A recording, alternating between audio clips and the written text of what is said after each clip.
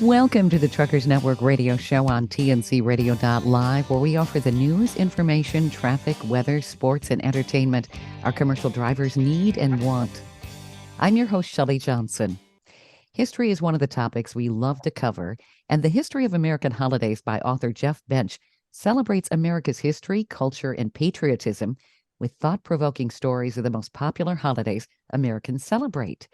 Jeff's a regular guest on my show, and he's back with us to discuss the history of Christmas and New Year's in America. Welcome back, Jeff. It's always great to have you on the show. Well, thank you, Shelley. It's always great to be here. I love our conversations, and now we're in the heart of the holiday season, so I know. it's a wonderful time. It really is. Before we started talking about the history of Christmas and New Year's, I understand you have a snow story to tell our listeners that really puts you in the mood for Christmas. Yeah, I'm all set up for the white Christmas. That's for sure. You know, I'm in Northern California, and we had a huge storm come through over the weekend, and we had 2 feet of snow on Saturday and another 4 feet of snow Saturday night. Wow. So I was shoveling a lot of snow over the weekend, and as I was coming home, you know, I take I-80 over Donner Summit, and from Reno to Sacramento, and there were a lot of truck drivers out there waiting their turn to go over the pass, and it is, I bet, quite a treacherous pass. So I thought of our show today when I saw those truckers waiting, and you know, they have a tough job getting over that pass, and Caltrans is working really hard, and I'm pretty fortunate. I just get to enjoy the snow and shovel my car out, and away I go. I feel I'm one of the lucky ones. I take it where you live, you don't need a snowblower, so it's a manual job when it snows. Well, so I live in Sacramento, and then, no snow down here, but then I'm up skiing a lot, and so you just got to have a shovel in your car to dig yourself out every once in a while. Okay. Yeah. So when you were driving Donner Pass, what was the driving like? It was actually pretty good. It was maybe 30 miles per hour, and we were all together in a line. And if you just take your time, you'll get over just fine. Problem is, there's always someone going too fast, and then they got to change a lane. And when that happens, you know, that's what causes accidents, basically. Yeah. That would be kind of scary, because what's the highest elevation on Donner Pass? You know, I'm not sure exactly, but I would say it's 6,000 or 7,000 feet, you know, maybe 6,500 feet. And, you know, this storm, the snow level came down, I bet, around 3,000 feet. So it took a long time to get out of the snow. It would. This storm. Yeah. So you have what, all-wheel drive or four-wheel drive to handle that? Yeah, four-wheel drive. And with that, you don't need chains. So it's a little nicer. Sure. But you know, the white Christmas is always good for the holidays, but there's a lot more to it. You know, it is, after all, the sacred Christian holiday to celebrate the birth of Jesus Christ, Son of God. So that is, like a lot of folks like to say, the reason for the season. But you know, we have the biblical account of Joseph and Mary and the 3 wise men and all that. But you know, as a kid, I went to church, but I probably didn't pay too much attention. And I'd have to say, everything I know about the meaning of Christmas, I learned from Charlie Brown. It is a tradition, isn't it? You know? Yeah, it is. You know, growing up, it was something we watched every year, and always enjoyed, especially the music, I guess. And but there's that part where Linus gives his little speech. You know, it's right after Charlie Brown's all frustrated and distraught over the meaning of Christmas, and then Linus recites, you know, directly from the Bible, the book of Luke. And I thought I just might read what he says, and then kind of gives us the whole story in a nutshell. But if you remember, Linus steps out and he says, lights, please, or something like that. And then Oh, yeah. Yeah. he says, and there were in the same country shepherds abiding in the field, keeping watch over their flock by night. And lo, the angel of the Lord came upon them, and the glory of the Lord shone round about them, and they were sore afraid. And the angel said unto them, Fear not, for behold, I bring you good tidings of great joy, which shall be to all people. For unto you is born this day in the city of David a Savior, which is Christ the Lord. And this shall be a sign unto you: ye shall find the babe wrapped in swaddling clothes, lying in a manger. And suddenly there was with the angel a multitude of the heavenly hosts, praising God and saying, Glory to God in the highest, and on earth peace, goodwill toward men.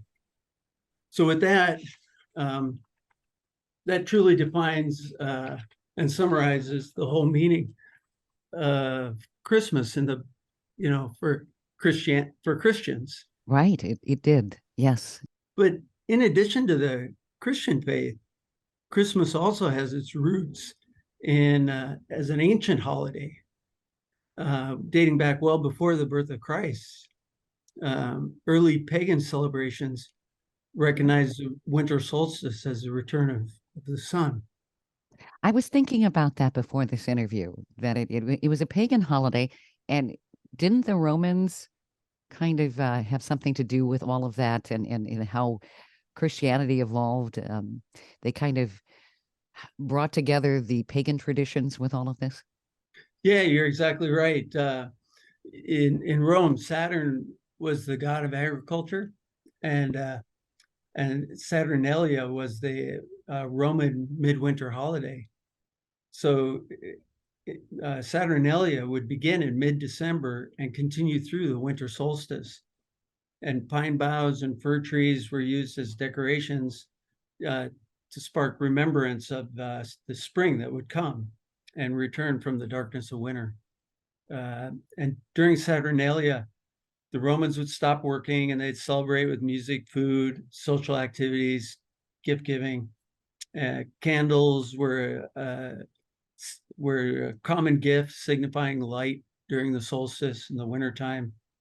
But Saturnalia was also a drunken, riotous holiday, similar to Mardi Gras of today. So people had a lot of fun back in the day. Mm-hmm. And it was around the 4th century that the church began celebrating the birth of Jesus as a holiday. And if you delve into it, the Bible does not define the date. And as Linus said from the book of Luke, there were herding shepherds in the fields. And this suggests that it might be even in the spring or the summer. Yes. And so it's not entirely clear, but most historians agree that in 350 CE, Pope Julius I chose December 25th as the day to celebrate the birth of Christ. And Was this also a way to maybe bring in the hedonists, if you will, the pleasure seekers, so that they would have a respectable holiday? not exactly. Oh, okay. They not yet. That comes later. But he chose, he's the Pope Julius I was just trying to spread Christianity, and some people will think that he chose the 25th because it aligned with Saturnalia, and it would have a greater chance for acceptance as Christianity was expanding. Another way to look at it, though, is Pope Julius, he just thought it might be a good idea to bring the light of Jesus Christ to mankind during the darkest time of the year. But Good there is point. no real definitive reason on why the date was chosen. But through after that time and through the Middle Ages, the celebrations would continue, only they'd go to church first, and then they would go to their wild and crazy parties. and then Okay. yeah, So they what, go to confession and then go have a good time. yeah, exactly. Very similar. Uh-huh. But then in the 1600s, um, uh, in England, there's his military leader, Oliver Cromwell. Uh, he kind of overthrew the royal family for a brief period of time, and he didn't like the hedonistic celebrations, and he imposed a strict orderly conduct, and uh, he outlawed all blasphemy, cursing, drunkenness, and a whole lot of other fun things too. So people were not allowed to celebrate Christmas during his time. Um, but he only lasted 5 years in power, and then he died. And And everybody was happy? yeah, The the royal family came back um, and restored Christmas. But even in America, the Pilgrims were Puritans, similar Mhm. to Cromwell. Yep. And even in America, they outlawed Christmas in Boston from 1659 to 1681. Really? I didn't know that. That's interesting. Yeah. So, and a lot of the English customs kind of fell out of favor through the American Revolution and a little bit beyond, just because, you know, we had to break away from England, right? And so Sure. Why did they make Christmas illegal there? because of the too much partying going on. Aha. Too Yeah. much um, too much ale. Yeah. Yeah. Mm. Yeah. So, um, rather than dial it back, they just outlawed it. Oh, bummer. So people did this underground? Did you think they just still kind of partied, but they just didn't just tell anyone? Um, maybe so. I can only speculate what they were doing. I imagine they were, uh, you know, paying their respects and everything, and sort of. But the outward displays of all that we know were curtailed, Okay. and and then it was around the 1800s that it really came back into favor, Okay. and Interesting. yeah, the We 1800s are an interesting century, I think. But Washington Irving, the great author, is given a lot of credit. Mhm. Uh, he wrote a book in 1909 called "The History of New York," and it was a bit of a parody on life in New York City. But he described hanging stockings in the chimney, and that Saint Nicholas would fly over during the night and drop gifts into the stockings for the children. Mhm. And a little side note on Washington Irving, he used a pseudonym, Diedrich Knickerbocker. And he was, Diedrich Knickerbocker was also a character in some of his books and essays. And Mr. Knickerbocker was thought to be a real person, but could never be found. And in the pop culture of the time, everyone was looking for him. And he took on his own persona, and eventually uh, this Mr. Knickerbocker became the meaning of anybody from New York City, became known as a Knickerbocker. Aha, that's the origin. That's interesting. Yeah. We have to go to break here, Jeff. I'd like to pick it up from there because there's some interesting tidbits you've got. You always got some really interesting facts about history and the holidays. It's really fascinating. I'm talking with Jeff Bensch. He's an historian and author of the History of American Holidays. I'm Shelley Johnson. You're listening to the Truckers Network radio show on tncradio.live. Stay tuned for more coming up.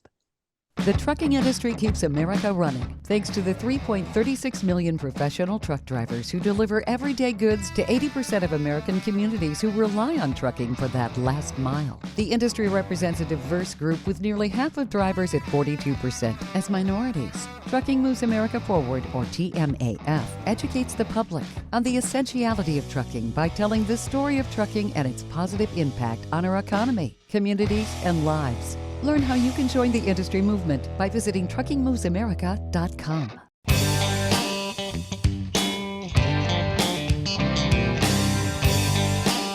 Welcome back to the Truckers Network radio show on TNCRadio.live. I'm Shelley Johnson. I'm talking with Jeff Bensch, who's an historian and author of The History of American Holidays. And we're talking about Christmas and New Year's and its history in the United States. It's really fascinating.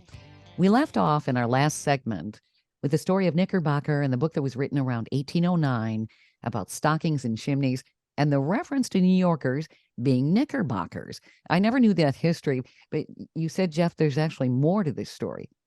Well, just that, Washington Irving used Diedrich Knickerbocker as his pseudonym, and it eventually gained such popularity. And even today, it's the namesake of the New York basketball team, the New York Knickerbockers, or New York Knicks for short. So, okay.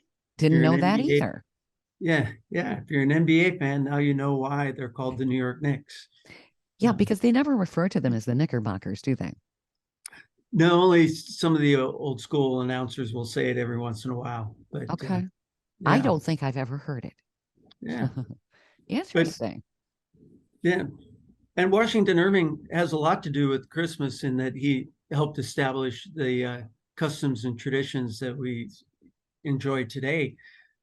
After his book in 1809, he published a collection of essays called the Sketchbook of Geoffrey Crayon, and Geoffrey Crayon being another pseudonym.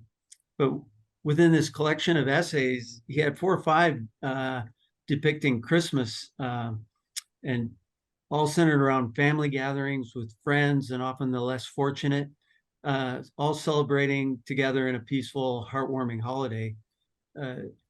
He had essays on Christmas Eve, Christmas mornings, attending church services, the Christmas dinners. And these stories established the Christmas traditions of today. Interesting.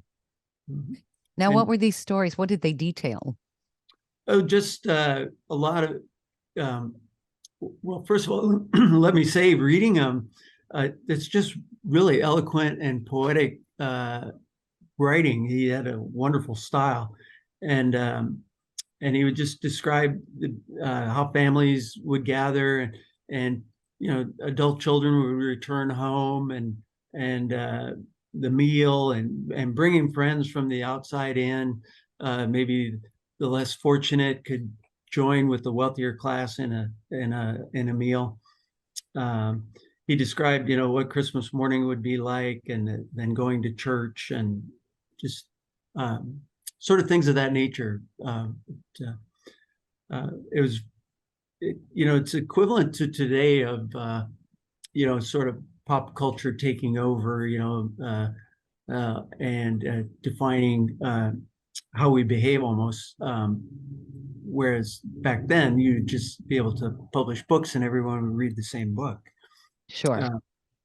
There were a few other books throughout the 1800s that really helped this. 'Twas the Night Before Christmas was written in 1822 by Clement Clark Moore. And then A Christmas Carol by Charles Dickens was written in 1843. And all of these further this tradition of family, kindness and generosity. And so I always kind of look at it like the 1800s was quite a decade. The nation was at the beginning just in its infancy, trying to develop a struggling economy. Western expansion was exploding throughout the 1800s. Immigrants fueled a population boom, and everyone's seeking opportunity, spiritual freedom. Financial systems, were still being developed, and to the advantage of some and disadvantage of others. We had the large separations of classes and races. The Civil War separated the nation further, and then Reconstruction was tasked with bringing everyone back together. So Christmas is just one of those holidays that really came around, and with the birth and teachings of Jesus Christ, we may not have even realized how it was helping to solve the enormous cultural problems of the times. Did it have more influence, do you think, in the United States than in other countries? Oh yeah, I think these are very much American traditions. Hmm. I'm sure in Northern Europe uh, they all have similar celebrations, um, but I think it was, America from the 1800s into the 1900s, have made it what it is today. Um, and it's just to me a wonderful time, of course. And at the same time, in our country, we've been able to do it while separating church and state. Our founding fathers were really clear that the government and the church should not be mixed. The Right. government did not want the church imposing laws, and the church didn't want government telling people how or when to pray. So um, the Constitution was pretty clear. Uh, the very first amendment, the Bill of Rights, in the Bill of Rights, they called the Establishment Clause. And that's where Congress shall make no law respecting an establishment of religion or prohibiting the free exercise thereof, or abridging freedom of speech, freedom of the press, the right of the people to assemble, and the petition, the right to petition the government for redress Hmm. of grievances. Uh, Thomas Jefferson was even more definitive. He said a wall of separation between church and state should exist. So often I'll wonder, how did Christmas become a federal holiday?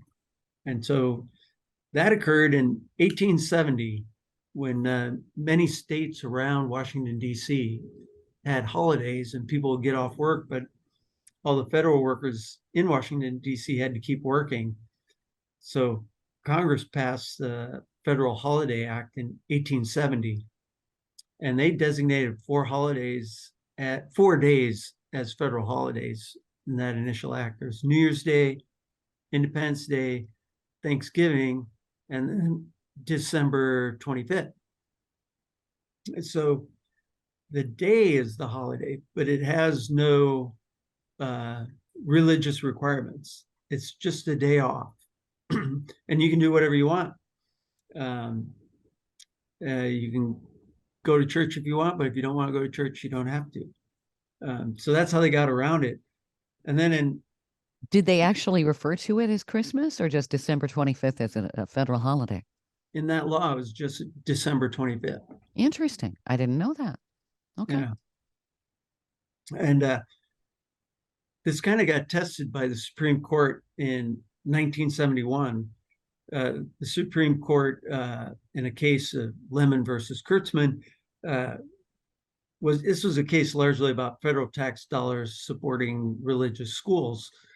But from that case, the Lemon test emerged, and this is a three-pronged test to determine if an activity falls under the Establishment Clause of the Constitution. Three prongs are: is the activity secular in purpose? Does it advance or inhibit a religion? Or does it foster an excessive government entanglement with religion? And so, does a Christmas as a spiritual Christian ceremony pass the three-pronged test?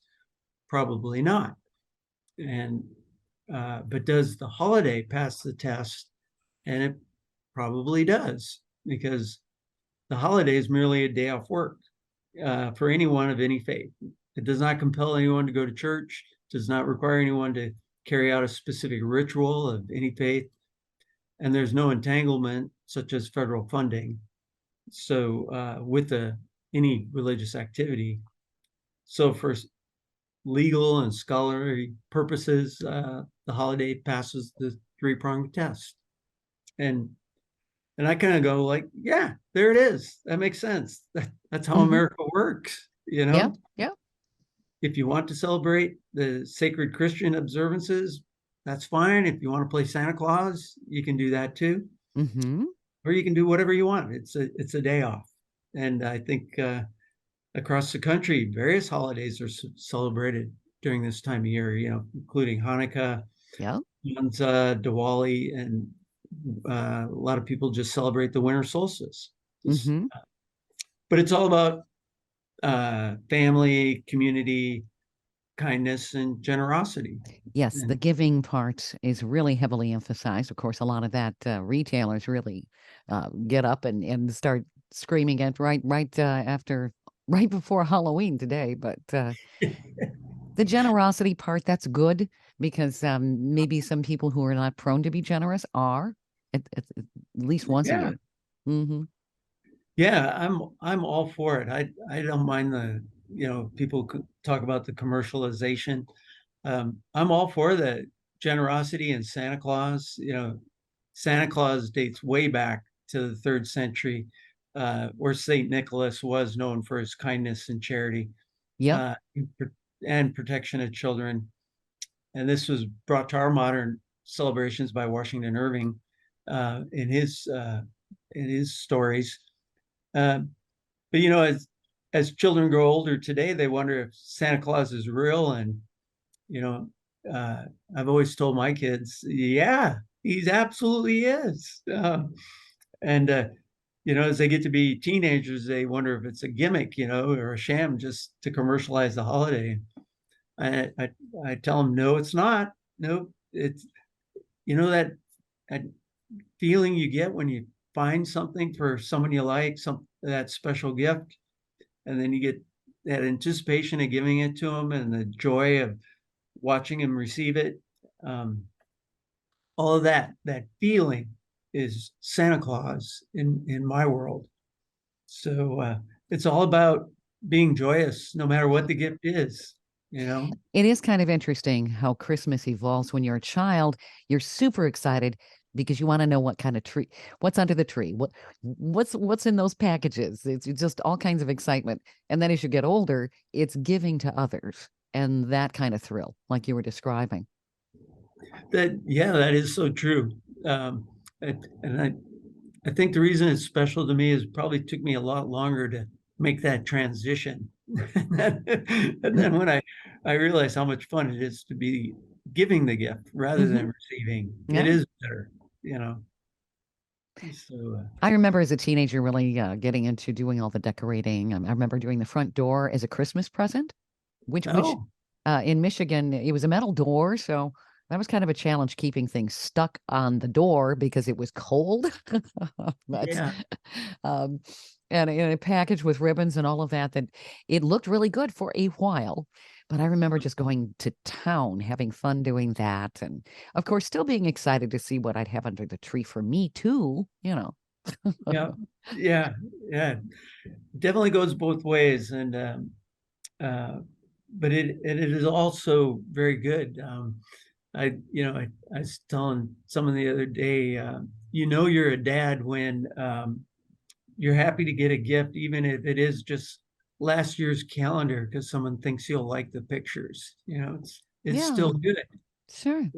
Yeah, it's all good. And I think Americans can enjoy this holiday season, and the Christmas and the spirit of giving. And it's great, no matter what your religious faith is. As sacred it is to celebrate the birth of Jesus Christ. The holiday is, I think, uniquely American, and that brings people together of all faiths, economic circumstances. So whether it's a present, charitable gift, or just being friendly to somebody, Hmm. it's kind of like Santa lives on. So Absolutely. Now, with Santa, the evolution of Santa, did he end up being a more rotund, Rubenesque type Santa with the red flannel here in the United States? Because Saint Nick was kind of skinny. yeah, I think that is. I don't have it right in front of me, but I think that is definitely a commercialization of the whole notion. Um, and the whole Rudolph the Red-Nosed Reindeer was, uh, definitely. I think it was Montgomery Ward uh, trying to sell coloring books at Christmas time. Was Rudolph, and that is the commercialization of things. But I look at that, and even that is just a wonderful story for kids, because you know all kids are kind of misfits like Rudolph. We all can sympathize with that because we're all different in our own way. Sure. And you Yes. really feel that way when you're a child. Yeah, and it so it gives you some solace and knowing that you're not the only one that's different, and it's always fun to hear a story about the different person who has the unique uh, strength or trait that can whatever be successful. That's right. Yeah, And Rudolph the Red-Nosed Reindeer became a tradition on television, just like Charlie Brown's Christmas. yeah, it sure did, and I hope that guy got uh, rich off it himself because he did it for Montgomery Ward, and then they didn't care about the copyright, so he was able to obtain full rights to Oh, really? that story. Yeah, Okay. So, what did he work for the ad agency or in the ad department of Montgomery Wards? And exactly. okay. Yeah, some copyright department, the Montgomery Ward, and they back in the day when that I think that was in like the 1940s when that came out. Hmm. They sold well. They didn't have to sell them. They gave them away. They gave away the coloring books, for kids who would come into the stores. Right. Um, they gave away like a couple million of them. They were very popular, and across the country. So That would have been Chicago, I believe, because I think Montgomery Wards had their corporate headquarters. I've actually been to the corporate headquarters in Chicago. yeah. Uh, I don't know if that's where they originated, but No, now that you mention it, yeah, okay. that's where the guy was from. Okay. Yeah, Interesting. So, was it his idea to take it to television down the road, or? I'm not uh, sure how that came to be from his book to television. Mhm. But, he did, Fascinating. I did not realize that that originated with Montgomery Wards. Very mhm, cool. yeah. We So have to go to break here, Jeff. I know you've got some more interesting tidbits about Christmas, and I did not realize how American the Christmas holiday truly is. This is really, really cool. You're listening to the Truckers Network radio show on tncradio.live. I'm talking with Jeff Bensch. He's an historian and author of the History of American Holidays. We're talking about Christmas and New Year's and its history in the United States. It's all very fascinating, so stay tuned for more coming up.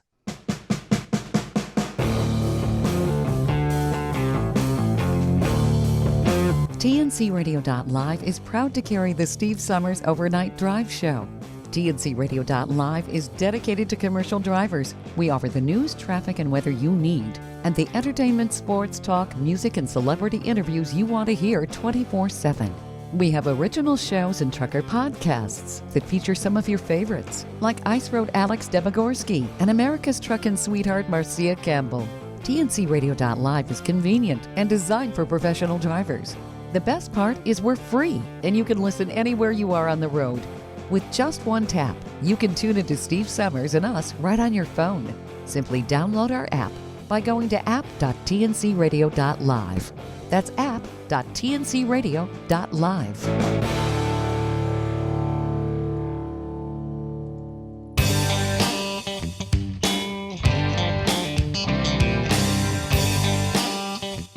Welcome back to the Truckers Network radio show. I'm Shelley Johnson here on tncradio.live. I'm talking with Jeff Bensch. He's an historian and author of the History of American Holidays. We've been talking about Christmas, and we're going to be talking about New Year's. It's amazing how these holidays really have shaped the United States, or maybe the United States shaped these holidays, and they've really become an American tradition. You said you have quite a bit of information on New Year's as well. yeah, obviously the two holidays go together. One ends the year, and the other begins the new year.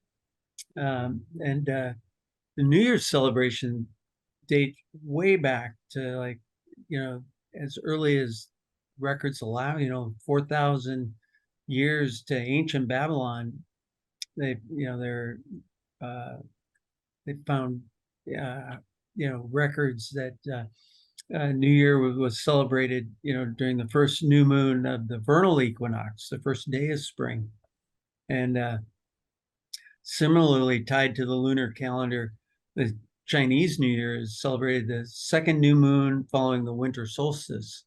And if you're in some big cities, like I know in San Francisco, they have the Chinese New Year parade. It's usually the end of January, beginning of February. And now I kind of know why. And but our calendar was originated with the early Romans around 800 BC, and the calendars weren't perfect, and they fell out of sync with the sun. And then Julius Caesar brought together astronomers and mathematicians to create the calendar that's close to what we have today.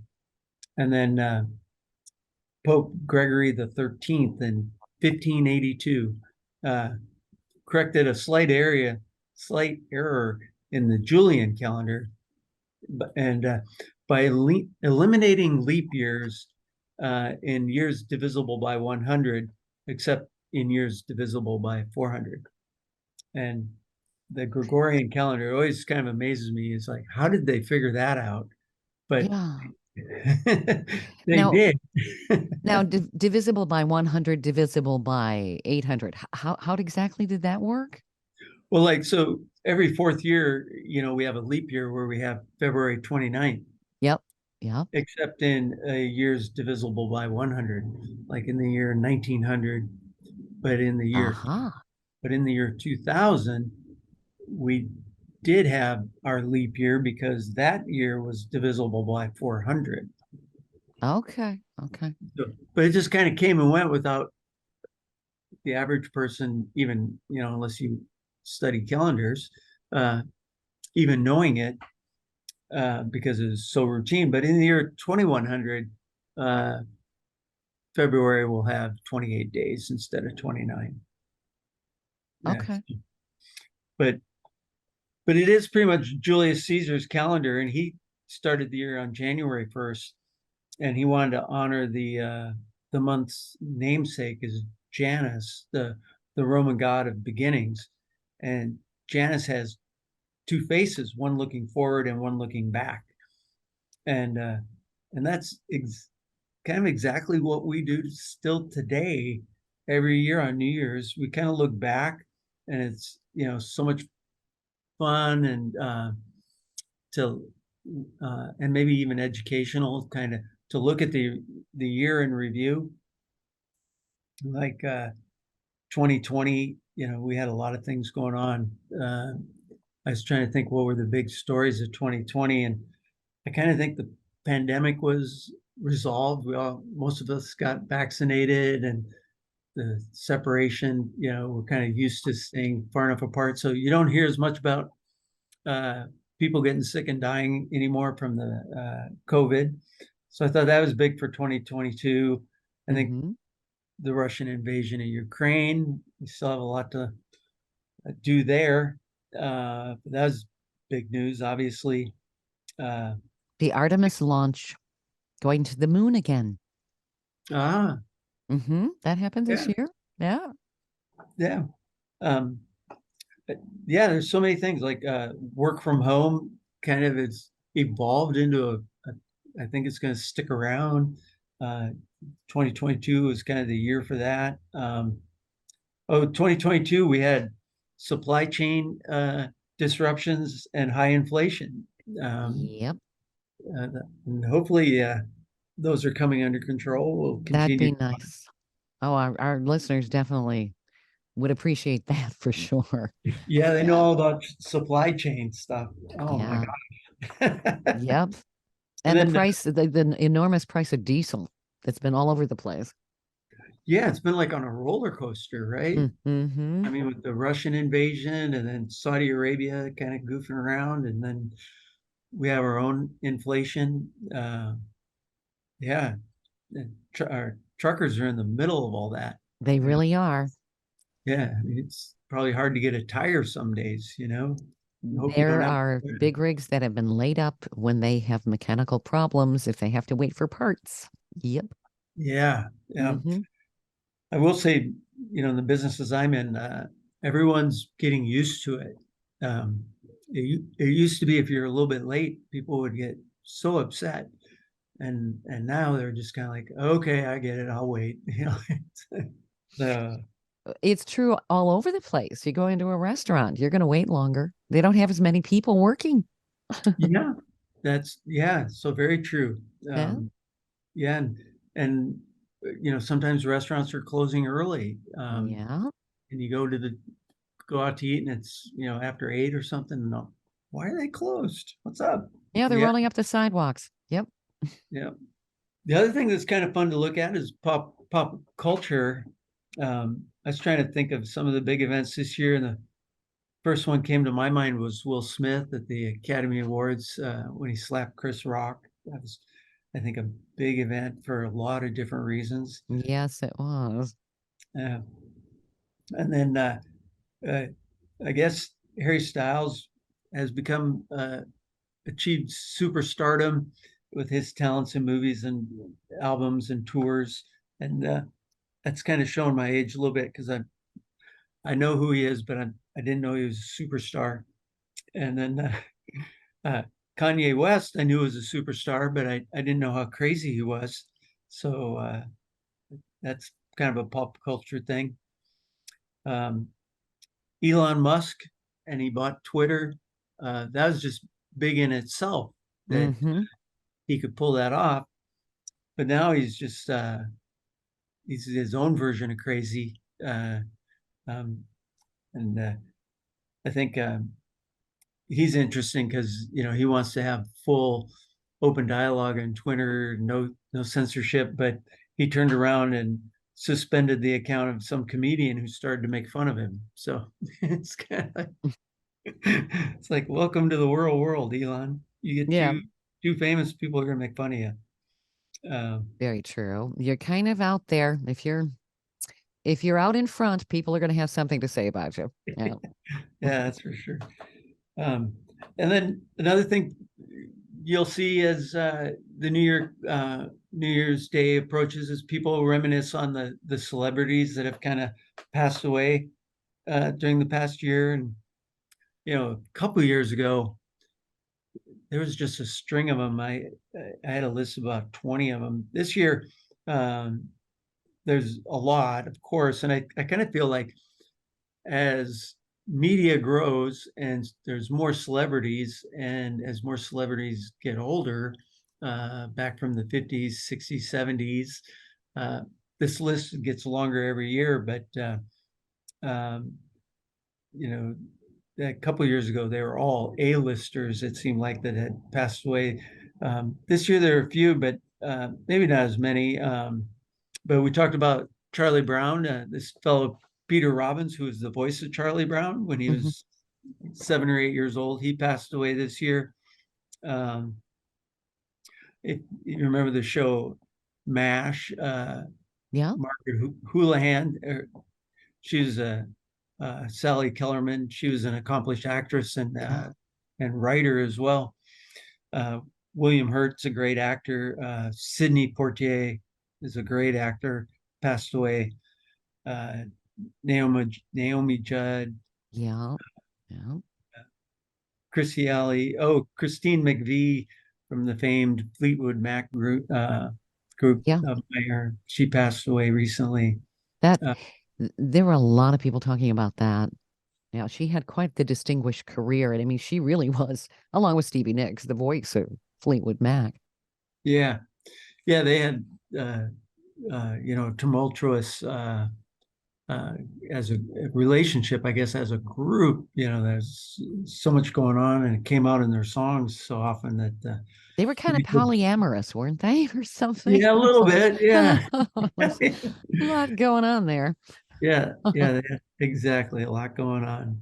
Um, but then, in addition to looking back,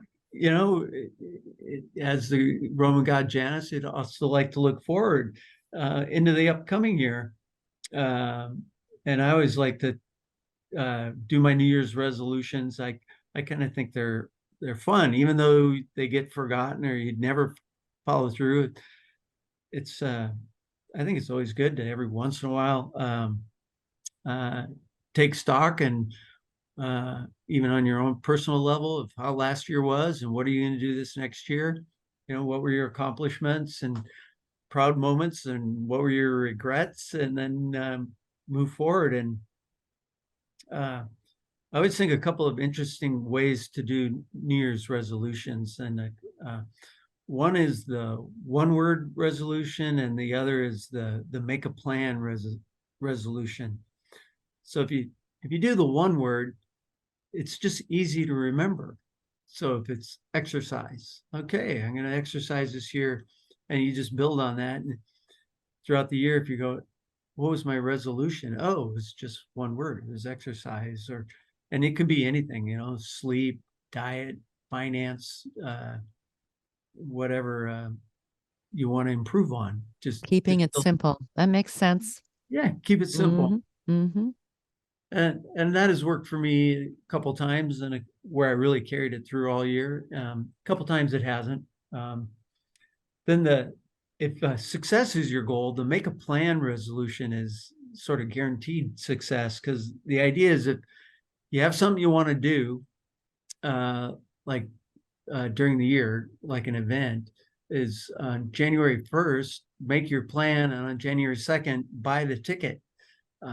Whether it's you want to go to an event or go visit someone, buy the plane ticket, make the hotel reservation, just whatever you decide to do, when you're going to do it, then buy the ticket right away. So you're committed, and then you don't have to do any more planning. You just have to show up, and you won't forget either, because it's already paid for.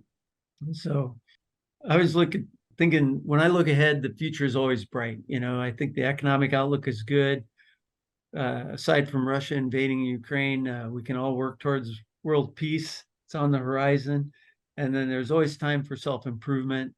We learn more and more every year. We got all these diet fads and things that come and go. But I'm on board with trying them all, because they're all kind of an improvement of what we got going now. And with diet, exercise, and good sleep, we know those are the best doctors. Yep. And I think when I wrote this a few years ago, I talked about the best doctors. If the best doctors aren't working, exercise, diet, and sleep, we'll have the real doctors. And so we're so fortunate to have that. Yes, we are. And Jeff, this is fascinating. I know we're running out of time here. I want you to be able to tell everybody where they can find your book. It's just fascinating. All right. Well, it's great that we're running out of time, because I was nearing the end. It's just going to be a great year ahead. I know that. And we're in the midst of the best time of the year. And if you need a good last minute gift, this book, History of American Holidays, is an excellent gift book. And it's available at Amazon and Barnes and Noble online. And I also have a web page. You can get it through there, just jeffbensch.com. And it's an easy read, and it's lighthearted, and it's not going to be in any college classrooms, that's for sure. No, but your book's interesting. A lot of college textbooks will put you to sleep, and yours won't. It's not a textbook. It's interesting. That's Right. what makes it fun. Yep. And it's Jeff Bensch, spelled Bensch, correct? That is correct. Yep. Awesome. Well, thank you so much, Jeff, for offering all this insight about Christmas and New Year's in America. This has been a lot of fun.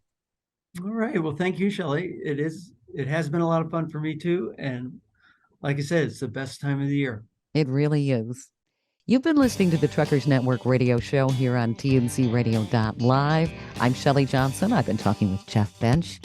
Definitely stay tuned for more great entertainment right here on TNCRadio.live. Thank you for listening to another great interview on TNCRadio.live and the Truckers Network radio show. All of the material you hear on TNCRadio.live, on our website, our broadcasts, or our podcasts are copyrighted. There can be no distribution without the express consent of TNCRadio.live and its partners. For inquiries, write us at info@tncradio.live. And don't forget to subscribe to the podcast of the Truckers Network radio show.